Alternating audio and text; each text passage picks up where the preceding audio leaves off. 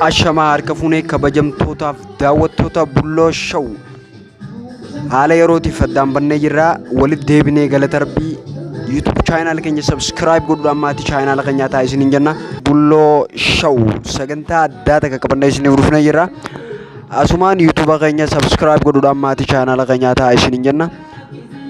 Arra sirba Andu'aalam Gosaa haarawaa kaamingisanii isaa qabannee dhufnee jirra.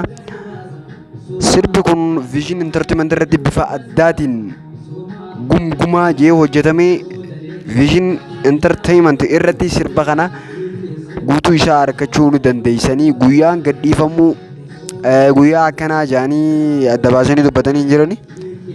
Asumaan hordoftoota keenya YouTube channel keenya subscribe godhuudhaan maatii channel keenyaa ta'aa isiniin jenna. Andu'aalam Gosaa jajjabeessaa maamilee itti godhaa. Achumaan YouTube keenya Bulloo Show subscribe godhuudhaan maatii channel keenyaa ta'aa isiniin jenna.